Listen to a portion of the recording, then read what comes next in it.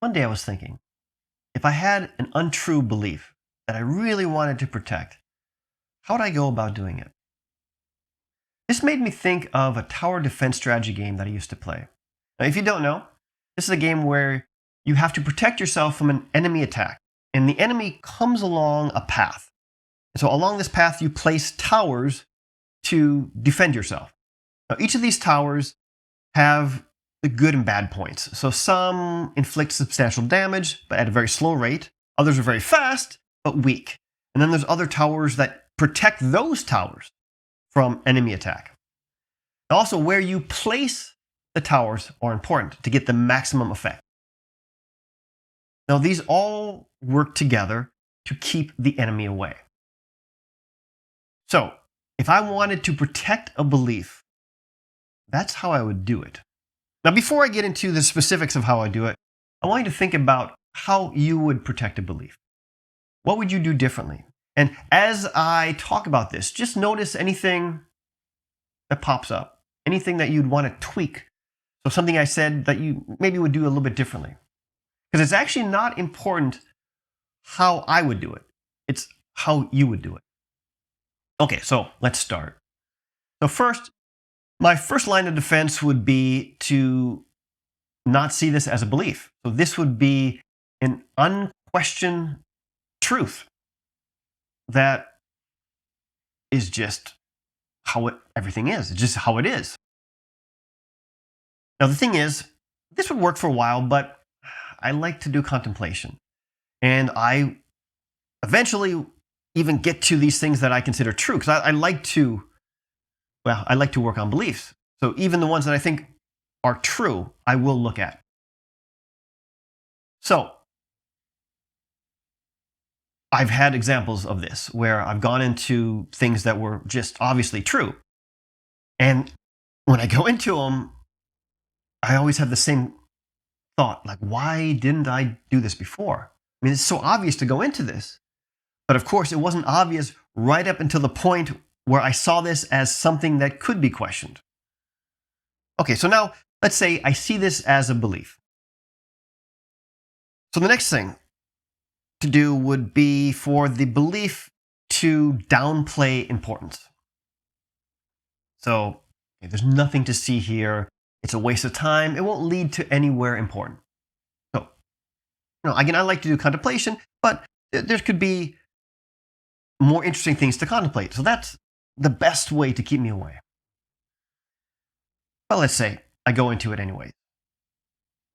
Well, then the next thing would be to appear to be complex. Now, if you've seen my video on how to do contemplation, you've seen how I like to break things down into single variables that I can work on one at a time.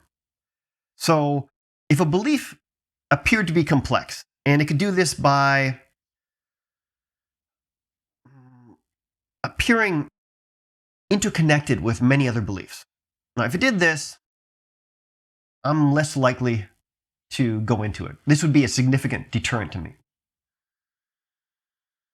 Another tactic that it could do would be to appear too difficult or too time-consuming or requiring information that I lack.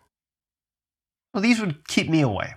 But the sheer number of things that I would have to deal with, that I would have to consider, would definitely make me less likely to delve into it. So all of these strategies aim to prevent me from actually going into it. But let's say I push forward. Well, now here is where the belief's true complexity would come into play. So like I said about there being an interconnectedness.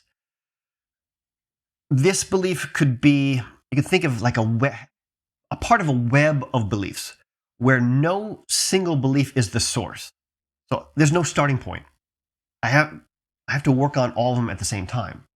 Now, even working on this one requires me to know the truth about this belief. But then if I work on this belief, well, I need to know this one that has a part of it.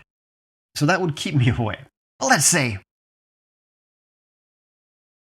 I push forward and I decide to tackle these beliefs one by one.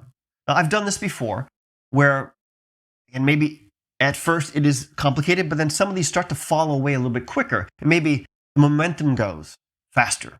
And so it becomes easier. Well, one thing also it could do is surround itself with unrelated thoughts that make me go down another path. So maybe this thought makes me think of high school, which makes me think about this. And these could be, again, the best defense would make these very interesting, but not related to this belief. So, as I'm going down all these rabbit holes, I'm not focusing on the belief that I wanted to look into in the first place. Let's say I keep going. Well, now, here is where we get the big guns, and that's fear. Now, fear can appear at any point in this defense system, but this is the ultimate weapon when all else fails. So for me,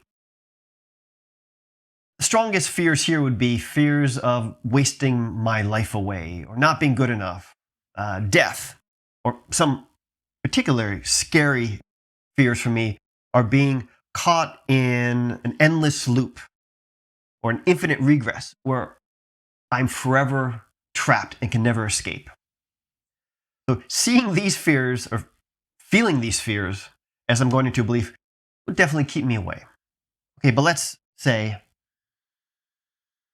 I'm really serious and I push forward, I go past these fears. Well, then there's nothing left to protect the belief. And so I would see the belief for what it is. So that's what I would do.